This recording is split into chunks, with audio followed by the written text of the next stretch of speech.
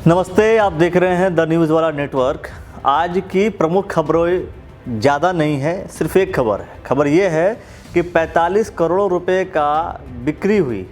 किस चीज़ की बिक्री हुई? सिर्फ और सिर्फ शराब की। जब से राशन की दुकानें खुल रही थी उसकी रिपोर्ट तो नहीं आई, लेकिन शराब की दुकान खोली तो इसकी रिपोर्ट आ गई। रिपोर्ट ये है कि 45 करोड़ रुपए सिर्फ और सिर्फ कर्नाटक में बिक्री हुई है। अब सवाल ये खड़ा होता है कि सरकार, जो राज्य सरकारें हैं, और वो बार बार क्यों इस चीज़ को इंसिस्ट कर रही हैं कि हमें शराब की दुकान खोलनी है। इसका मतलब समझिए, मतलब ये है, कारण जो इसका है वो ये समझिए कि जो जीएसटी है, केंद्र सरकार अपने हिसाब से हर एक प्रोडक्ट पर जीएसटी लगाई हुई है, लेकिन कुछ प्रोडक्ट ऐसे हैं जिसके ऊपर केंद्र सरकार की जीएसटी नहीं लगी हुई है। जैसे मैं अगर बात करूं कि केंद्र सरकार द्वारा डीजल, पेट्रोल और शराब को जीएसटी के दायरे से बाहर रखा गया है, और अगर जीएसटी के दायरे से बाहर रखा गया है तो उसमें जो राज्य सरकारें हैं अपने हिसाब से शराब के ऊपर किसी भी तरीके का टैक्स लगा सकती हैं, अपने अनुसार लगा सकती हैं। इसीलिए राज्य सरकारें कोशिश कर रही हैं कि भाई ये शराब का खोलो और पेट्रोल डीजल। अब पेट्रोल डीजल तब खुलेगा, तब उतना चलेगा जब लोगों की आवाजाही बढ़ेगी। आवाजाही ज़्यादा कर नहीं सकते तो पेट्रोल डीजल पे ज़्यादा उनको बेनिफिट नहीं है, टैक्स नहीं मिल रहा है। टैक्स किस पर मिल रहा है? टैक्स मिल रहा है सिर्फ और सिर्फ शराब पर। इसीलिए जितने लिक्विड शॉप हैं, जितने भी शराब की दुकानें हैं, सबको खोलने का आदेश दे दिया गया। एक बात, मैं ये नहीं कह रहा हूँ कि राज्य सरकारें अच्छा कर रही हैं, बुरा कर रही हैं, लेकिन एक तरीके से साफ और स्पष्ट तौर पर एक बात है कि इस तरीके से क्या सोशल डिस्टेंसिंग नहीं टूट रही है? क्या लोग ये नहीं समझ पा रहे हैं कि सोशल डिस्टेंसिंग ज़्यादा ज़रूरी है? क्या राज्य सरकारों को लोगों की जान की परवाह नहीं है? क्योंकि, और साथ में केंद्र सरकारों को, क्योंकि केंद्र सरकार ने ही अनुमति दी सब कुछ ये काम करने की। गाइडलाइन आई 3.0 की कि आप ये दुकानें खुल सकते हैं। अब आप ये सोचिए, कई बार खबरें आ रही है कि सुबह 7 बजे से लेकर के शाम को 4 बजे तक, उत्तराखंड की मैं बात करूँ, शाम को 4 बजे तक खुलेंगी। क्या इससे सोशल डिस्टेंसिंग, क्या इससे मास गैदरिंग नहीं हो रही है? आज के डेट में जितने भी दुकानें खुली मदिरा की, शराब की, उन सभी दुकानों में भीड़ काफ़ी ज़्यादा थी। इतनी भीड़ में आपने किस तरीके से प्रबंध किया कि इतनी भीड़ अचानक आई? क्या इन लोग के खिलाफ आप कोई एफआईआर दर्ज नहीं करेंगे? क्या कोई लॉकडाउन का उल्लंघन नहीं है, या फिर ये देश हित के लिए है? कमाल की बात है, सोचने का विषय है कि हमारा देश, भारत देश की मैं बात कर रहा हूँ, जहाँ पर लोग ये कहते हैं कि कोई भूखा ना मरे, किसी को कोई कमी ना हो, आर्थिक तंगी ना हो, तो वहाँ पर शराब के लिए 40 दिन से इंतजार किए हुए लोग अचानक शराब पर टूट पड़े।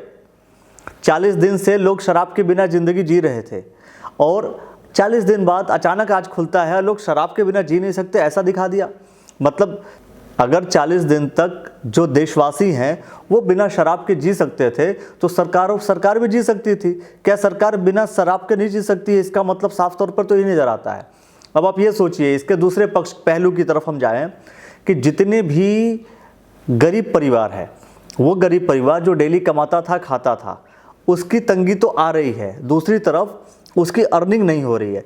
तीसरा पॉइंट, जब वो व्यक्ति अर्न करता था, शराब की दुकानें खुली रहती थी, शराब भी पीता था, उसके घर पर सेविंग नहीं हो पाती थी। ऐसी भी तकलीफ़ें, ऐसे भाई परिवार आपको मिलता होगा, ऐसे भी परिवारों का जिक्र किया जाता है।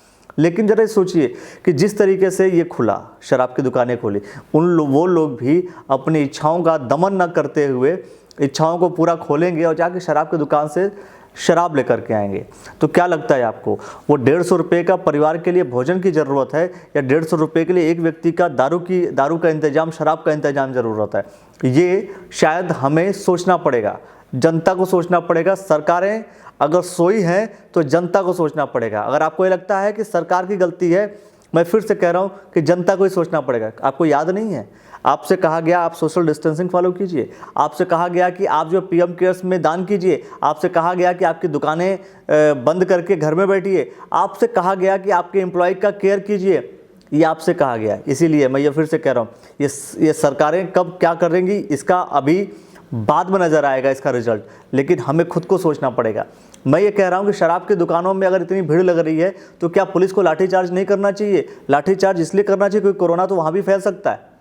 लोगों की दलीलें भी अजीब हैं। लोगों की दलीलें ये हैं कि सैनिटाइजर का एग्जांपल आपने देखा होगा, मैं आपको उस एग्जांपल से रूबरू कराता हूँ, उस एग्जांपल से मैं जोड़ता हूँ। कि सैनिटाइजर में 75% अल्कोहल होगा तो वो सैनिटाइजर अच्छा होगा। अब लोग ये ढूंढ रहे हैं कि जब 75% लोगों का तर्क देखिए कि 75% अल्कोहल वाला सैनिटाइजर लगा करके अगर हम अपने आप को सैनिटाइज कर सकते हैं, कोरोना का वायरस हमारे ऊपर अटैक नहीं कर रहा है, तो दारू पियेंगे तो और अटैक नहीं करेगा। कमाल की बात है। मृत्यु दर पूरे भारत की जो मृत्यु दर हुआ करती थी वो घट गई है। कोरोना के केसेस की वजह से मृत्यु हो रही है, किंतु नॉर्मल मृत्यु दर घट गई है क्योंकि एक्सीडेंट, रोड एक्सीडेंट बंद हो गए हैं। दारू पीकर गाड़ी चलाने वालों की संख्या घट गई है तो एक्सीडेंट बंद हो गए हैं। ये राज्य सरकारें या केंद्र सरकारें कब सोचेंगी? केंद्र सरकार को, राज्य सरकार को भी सोचना पड़ेगा इस विषय में। क्या लॉकडाउन की वजह से अगर गंगा साफ हो गई है तो वो अमाउंट जो आप क्लीन गंगा के लिए आप लगाने वाले थे, वो अमाउंट क्या आप राज्य सरकारों को नहीं दे सकते हैं? क्या वो अमाउंट आप जनता को नहीं दे सकते हैं? उस अमाउंट को आप जनता के ऊपर नहीं खर्च कर सकते हैं? खैर, ये बहुत सारे ऐसे विषय हैं जिन विषयों पे मैं बार बार चर्चा करता रहूँगा, लेकिन न्यूज़ यही है कि कर्नाटक में 45 करोड़ की एक दिन में बिक्री हुई। ऐसे बहुत सारे राज्य हैं, हर एक राज्य की अलग अलग इकोनॉमी है, हर एक राज्य अपने अपने तरीके से पैसा वसूल रहा है। इतना आप मान लीजिए कि 400 रुपये की दारू अगर आप 600 रुपये में लेकर के आ रहे हैं तो आपने कोई जंग नहीं जीत ली, आपने कोरोना को नहीं भगा दिया।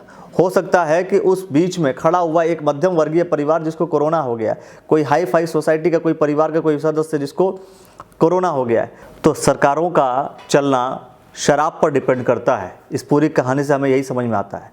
अगर कोरोना के केसेस अचानक बढ़े तो जिम्मेदार कौन होगा, ये हमें अब सोचना होगा।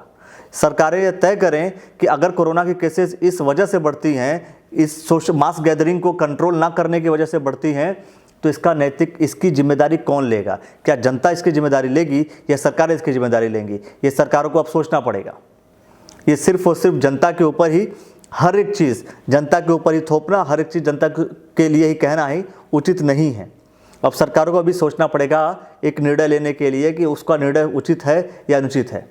फिलहाल मैं ये नहीं कह रहा हूँ कि सिर्फ सरकारें ही दोषी हैं, जनता को भी सोचना चाहिए कि जनता प्रोडक्ट का मतलब सामान तो जनता खरीद रही है, दारू जनता खरीद रही है। तरह तरह से लोग गए, लोगों ने हेलमेट पहन रखा था, किसी ने झोला लिया हुआ था, सब अलग अलग तरीके से सामान खरीद के लेकर के और नाच रहे थे, सोच रहे थे उन्होंने बहुत बड़ा काम कर लिया है। तो जनता को सोचना है, साथ में सरकारों को भी डिसीजन लेने से पहले कई बार सोचना पड़ेगा। लेकिन जनता ने डिसाइड कर दिया कि दारू के बिना जनता जीवित नहीं रह सकती है। यकीन मानिए आपको गुलाम तब तक कोई नहीं बना सकता है जब तक आप गुलाम बनना नहीं चाहेंगे। अगर आप किसी चीज़ के प्रति आसक्त हैं तो यकीन मानिए आप गुलामी की दास्तां झेलने वाले हैं। यही स्थितियां कुछ पैदा हो रही हैं। हो सकता है कुछ लोग मेडिसिनल फॉर्म में लेते हों, लेकिन इतने लोग मेडिसिनल फॉर्म में नहीं लेते। इतना पीने की आवश्यकता नहीं थी, लेकिन फिर भी जो रिजल्ट्स है वो आपके सामने है। फिलहाल मैं इतना कह रहा हूँ कि इसका रिजल्ट जो आएगा सरकारों को सोचना पड़ेगा और सरकार को ही इसकी जिम्मेदारी लेनी पड़ेगी। कोरोना के केसेस बढ़ते हैं तो राज्य सरकार और केंद्र सरकार जिम्मेदार होगी। अब फिर ये भी देखना पड़ेगा जो मध्यम वर्गीय परिवार है, जो मध्यम वर्गीय बिजनेसमैन है, उसके लिए भी सरकारें क्या योजना बना रही हैं, ये भी सरकारों का सोचना ही काम है। कि हज़ारों करोड़ रुपए का रेवेन्यू राज्य सरकारों को इससे जनरेट होता है, इसलिए राज्य सरकारें ओपन कर रही हैं। लेकिन कोरोना अगर आपके परिवार में हुआ तो उसका राज्य सरकार वहन नहीं करेगी, ये आपको वहन करना पड़ेगा। वो दुख, वो तकलीफ़ राज्य सरकारें और केंद्र सरकारें वहन नहीं करेंगी, उस दुख तकलीफ़ को आपको ही वहन करना पड़ेगा। तो आप खुद ब खुद घर के अंदर रहिए और दूसरों को प्रेरित कीजिए घर के अंदर ही रहें। फिलहाल अब जो रिजल्ट आएगा इसके बाद वो वक्त बताएगा। हो सकता है शायद कुछ टाइम बाद, 2-3 दिन बाद लोगों को, केंद्र सरकार को समझ में आ जाए कि शायद शराब की दुकान खोलना उचित नहीं है। ये हो सकता है।